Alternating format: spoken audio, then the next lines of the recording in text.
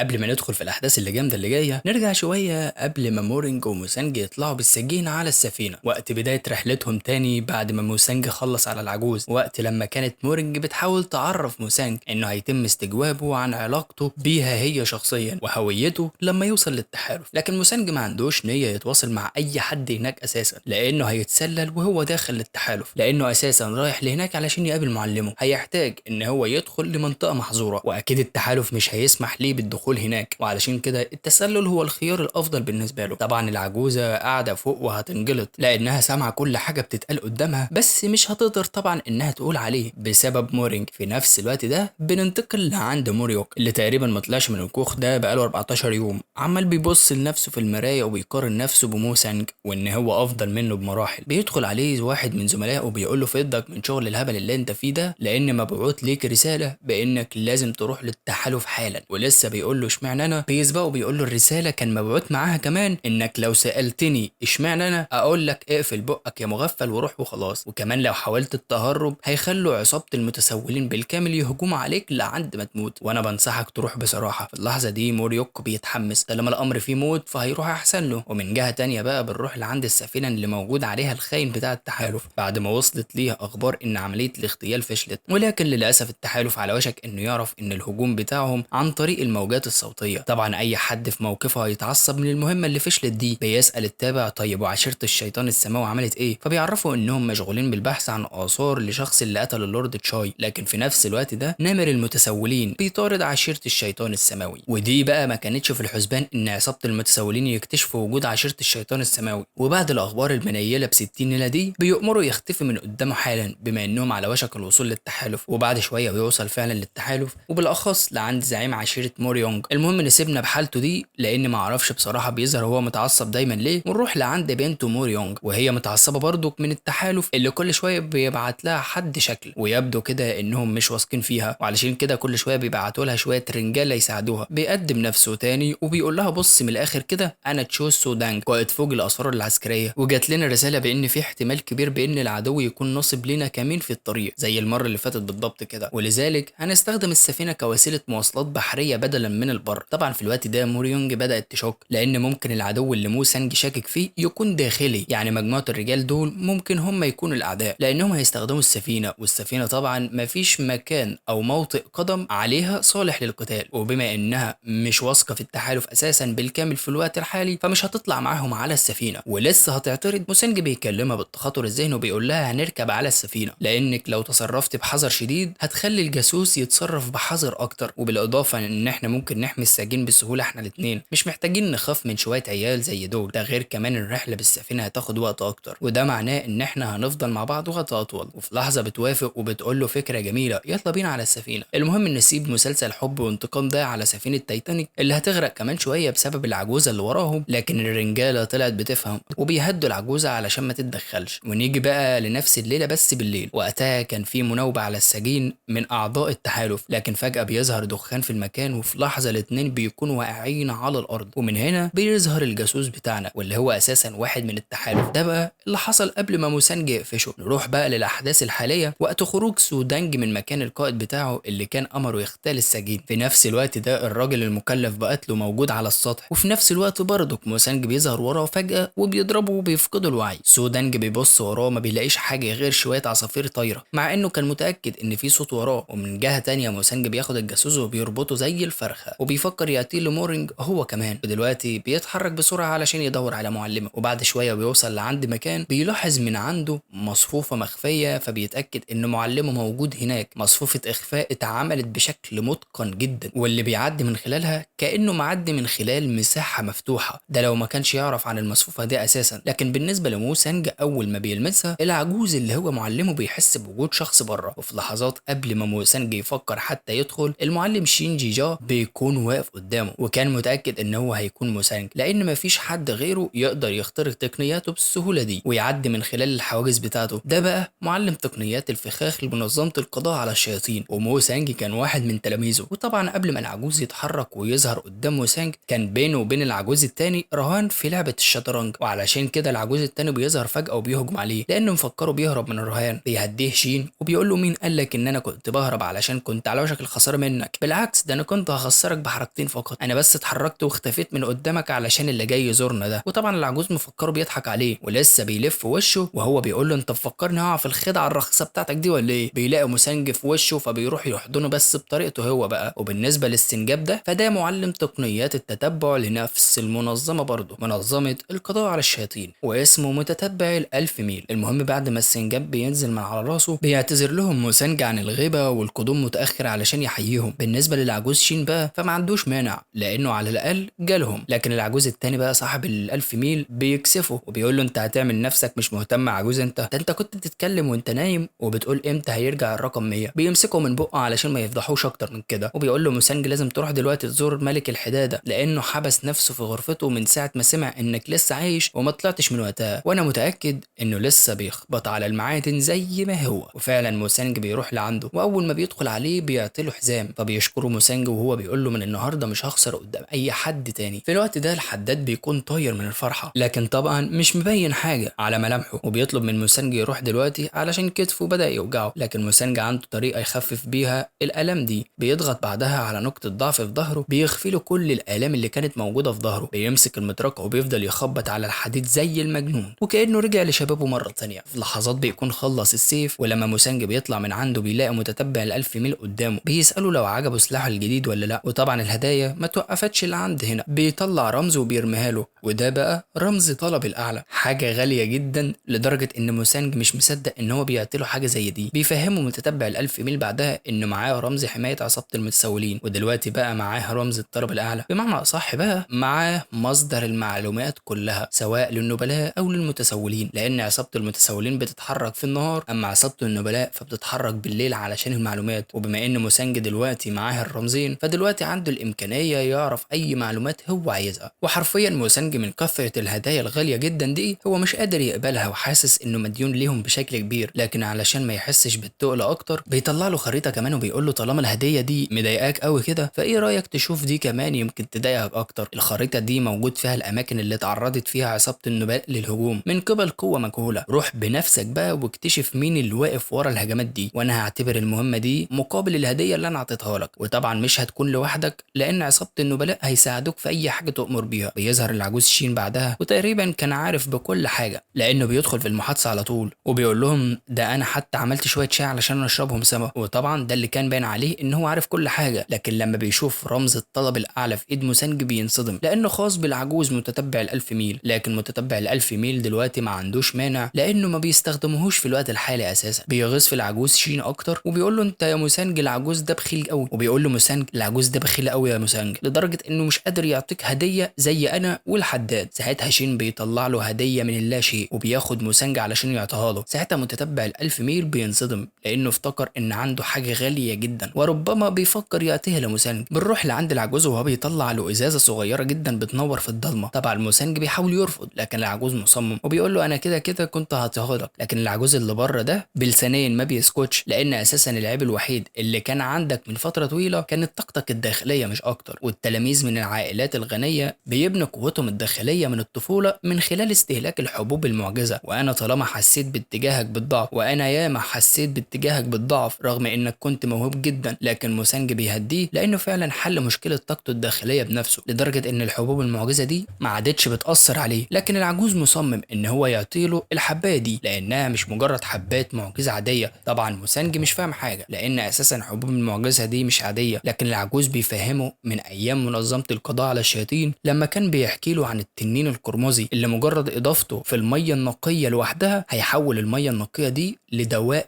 ذهبي للجروح. لكن العجوز عمل العكس، ضافه لاكسير وبالتالي ضاعف تاثير الاكسير ده وتحول لاكسير سماوي. والزجاجه اللي في ايد موسانج حاليا دي فيها التنين القرمزي واكسير مركز بنفس الجمله اللي قالها للعجوزين السابقين بيقولها للعجوز شين هو كمان. ازاي ياخد حاجه غاليه زي دي؟ لكن العجوز فاهم كويس انهم شويه عواجيز كبار مستخبين في القصر، فليه محتاجين حاجات زي دي علشان يزودوا بيهم طاقتهم طالما هم ما بيطلعوش اصلا ويقاتلوا. لكن لما بص في وش موسانج عرف كويس ان في حوادث هتحصل مستقبلا، وعلشان كده بينصحه ان هو يزود طاقته الداخليه يا اما بقى يدور على حلفاء واصدقاء موثوقين فيهم علشان يشاركوا معاه وبيعرفوا اكتر عن الاكسير اللي في ايده، لان قطره واحده بس من الاكسير ده كفايه تخلي فنان قتالي من الدرجه الثانيه يزود طاقته الداخليه لعند ما تكون مماثله لطاقه فنان فنان قتالي في مستوى الذروه، لكن للاسف لو خد اكتر من قطره مش هتاثر معاه. في اللحظه دي موسانجي ما بيفكرش غير في اخواته فقط، لان بالزجاجه دي هيقدروا يحمي نفسهم على الاقل. فجاه بقى موسانجي بيسال سؤال فضولي للعجوز، وبيساله بعدها لو كان الاكسير ده قوي جدا لمجرد ان فيه تنين القتال القرمزي، طب ايه اللي هيحصل بقى للشخص اللي ياكل التنين القرمزي نفسه؟ فبيقول له العجوز ما تفكرش في الامر ده نهائيا، لان فعلا لو قدرت تاكل التنين القرمزي قوتك هتتضاعف اكتر من ضعف، لكنك هتموت. لذلك لو ما كنتش بتخطط علشان تموت عدوك معاك فما تفكرش انك تعملها. ساعتها موسانجي بيحكي له عن الخصم القوي اللي واجهه قبل كده، لان الخصم ده استخدم مجموعه الوهم الشامله اللي علمها له. في اللحظه دي بيقف العجوز فجاه وبيغضب عليه، لانه عرف مباشره ان موسانجي دخل في مشكله مع عشيره الشيطان السماوي. وفعلا موسانجي بيستغرب ان هو عارف حاجه زي دي، وللاسف العجوز ما عادش عنده حل لموسانجي يرجعه لطريقه، لان خلاص السماوات حددت مصيره من اللحظه اللي دخل فيها في معركه ضد واحد من عشيره الشياطين. علشان كده بيبدا يحكي له ان هو جاي من عشيره الشيطان السماوي اساسا، وهناك مفيش رحمه، طالما عندهم مهمه لازم يكملوها. بننتقل بعدها لعند العشيره اللي بنتكلم عنها اللي عماله بتقتل في بعضها. بيظهر الزعيم بتاع المجموعه دي وبيوقفهم، وبيظهر جنبه شخص تقريبا قائد فرقه ظل دم النخبه، وبيقول له دول بقى شويه الشباب اللي فضلت للنهايه والمختارين كمان علشان ينضموا لفرقتك. بيتكلم واحد من الشباب دول وبيتريق على الشاب الجميل اللي هو المفروض القائد بتاعهم، ومن بعدها بيطلب منه ينزل علشان يعرف اذا كان قوي كفايه يتصرف بالشكل ده ولا لا. بيحاول الاصلع ينصحه انه ما يهتمش لكلامه، لكن للاسف الوقت عدى، وعلشان يعرفهم كويس انهم شويه ادوات ممكن يتخلص منهم في اي وقت بينزل في وسطهم وكانهم شويه كلاب ضاله. بيحاول الشاب يتريق عليه مره تانية رغم انه شايفه لوحده في وسطهم كلهم، وبيقول له انت فكر نفسك واثق من قدرتك علشان تنزل لنا لوحدك هنا ولا ايه؟ احنا مش 3 بس، ده احنا 12 شخص موجود هنا، وطبعا ما تفكرش ان واحد بس هو اللي هيواجهك في كل مره. في اللحظه دي حرفيا ما بيكملش كلامه الا وبيكون متقطع 300 قطعه هو والسيف بتاعه. في نفس الوقت بيظهر تابع بينادى على الاصلع لان اللورد بيدور عليه، وده لانه تم العثور على اثار معدوم الظل. ومن هنا اخيرا هيبدا دور صاحب فرقه دم ظل النخبه، علشان في النهايه نكتشف انها بنت واسمها شين مايهو. نسيبنا بقى منها دلوقتي ونرجع تاني للعجوز اللي بيتكلم مع موسانجي عن الطائفه الشيطانيه، وبالتحديد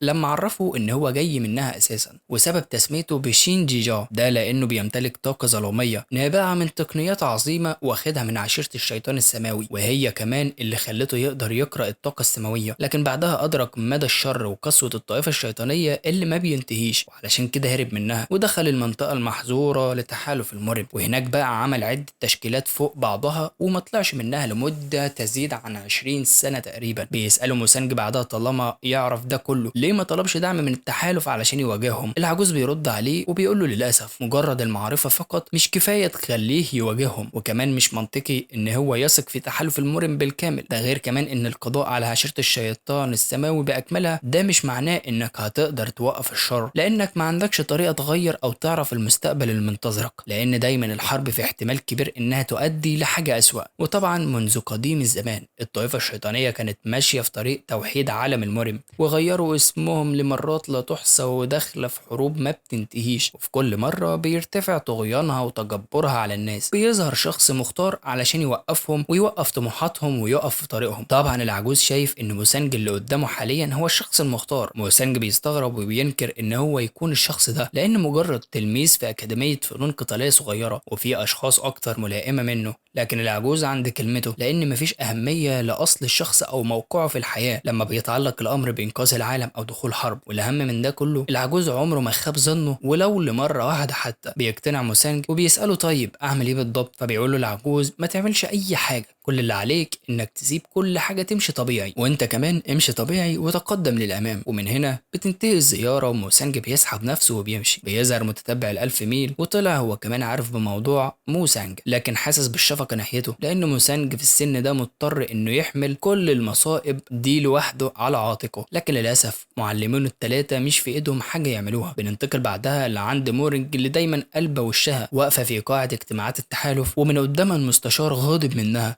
لانها في الاصل كانت كبيرة المراقبين في الشمال، واصرت انها تنتقل للمنطقة الغربية، ولما انتقلت هناك جابت معلومات عن المنطقة الجنوبية. طبعا مورينج ما بتسكتش وبتقول له انا كنت هناك في مهمة مش اكتر، ولا عايزني بقى افقد اثر العملية علشان حضرتك مش متحمل ان انا ادخل في منطقة غيري. فبيتعصب عليها وبيقول لها يا بنت الحلال انت ما ينفعش تقدمي تقارير او تسلمي اي نتائج لمنطقة مش منطقتك. فبتكلمه بالتخاطر الذهني لانه شكله كده بيتصرف بالطريقة دي علشان مفكرها عايزة تسرق انجاز جيجال تشونج سو اللي هو ابنه تقريبا. فبيفهمها انه بيعمل كل ده علشان يحاول يقلل من عقوبتها بما انها خالفت القواعد. بيتدخل عجوز تاني وبينهي المهزلة دي لعند ما يسمع منها ازاي قدرت تمسك واحد من افراد عشيرة الدماء السوداء او الدم المظلم. فبتعرفهم بعدها انها تلقت رسالة عن ظهور واحد من الضحايا من هنان. من بعدها راحت تكتشف وتمشط جبل هيانج، واثناء البحث لقت علامة امر القضاء على الشياطين، ولما تتبعت اثر العلامة دي لقت شخص مقتول هناك. فضلت تتتبع الاثار تاني لعند ما وصلت للفخ اللي نصبوه، ولقت هناك اشخاص من عشيرة الدماء السوداء. طبعا المستشار مش مصدق انهم قدروا يخلصوا على مجموعة من عشيرة الدماء السوداء لوحدهم، وبما انها مش هتقدر تقول على موسانج حاجة فبتكذب عليهم بحجة انها عندها خبرة واسعة في القتال ضد عشيرة الدماء. بيسألها شيخ طائفة نام جونج عن افراد عشيرته المفقودين، وهنا بقى مورينج بتنتهز الفرصة وبتقول له ده خارج صلاحياتي يا فندم ومش هقدر اقول لك حاجة علشان القائد اللي ورايا ده ما يزعلش. لكن نام جونج بيقول لها دي مش مشكلة لان المكان اللي اختفى فيه افراد عشيرتي مش في اونهي بل غانسو. وبعد ما بتحكي لهم كل حاجة بتطلع بره، بتلاقي موريوك عمال بيدرب في النساء، لكن مش اي نساء، النساء المعضلة اللي شفناهم في الجزء اللي فات. لكن اول ما بيشوف مورينج اللي اساسا مستنيها بيفض الليلة دي بالكامل وبيقول لهم قوموا روحوا كفايه النهارده كده. بيحاول يعزم واحدة منهم على اي حاجة لكن للاسف لعند هنا ودوره انتهى. وعلى ما يرجع كرامته اللي وقعت على الارض بيطلب من مورينج تيجي معاه لان الحارس الاعلى استدعاها، اللي هو اساسا جدها موريونج الكبير اللي هو اكبر حاجة في عيلتهم، اللي هو اساسا زعيم التحالف. واول ما بيوصلوا للمكان بتستغرب منه لانه عبارة عن عشة للمتسولين، لكن موريوك بيفهمها ان دي عشة فعلا لكن سرية جدا ومحدش يعرف المكان ده غيره هو، واكتشفه بالصدفة لما كان بيلعب وهو صغير. ولما بيلمس الجدار بيختفي من قدامه وبيظهر شخص من وراه اللي هو حارس زعيم التحالف بايك تايو. فبتستغرب مورينج انه واقف لوحده مش جنب جدها لانه ده الحارس الشخصي بتاعه. فبيقول لها بلاش كلام كتير لان الكل مستنيكي جوه. وحرفيا الاتنين بينصدموا علشان نعرف بعدها ان اللي بيتكلم عنهم دول هما الحراس الاعلى الخمسة: الحارس الاقرع هيثم، الحارس ابو شعر هوان، الحارس ابو دقن شيانج، والحارس ابو شنب جينن. بيقفوا الاتنين باحترام في ثانية وبيقدموا لهم الاحترام كلهم. لكن العجوز ما بيكبرش الموضوع وبيضحك على حفيدته اللي كانت بتلعب قدامه من شويه. بس للاسف الزمن بيجري. ده بقى الحارس الاعلى اللي هو زعيم التحالف امبراطور السيف طاي وانج مو. فهل يا ترى هيتكلم عنها عن موسانج او اساسا عارف انه موجود في التحالف ولا حاجه تانية بقى احنا ما نعرفهاش؟ ده بقى اللي احنا هنعرفه في الجزء اللي جاي ان شاء الله. مش هتاخر عليكم باذن الله بكره او بعد هيكون نازل. وبس كده اشوفكم في اجزاء تانية اجمل واحلى بكتير. تنسوش اللايك الجميل بتاعك وتشترك لو حابب تشوفني تاني. واقعدوا بالعافيه and peace out.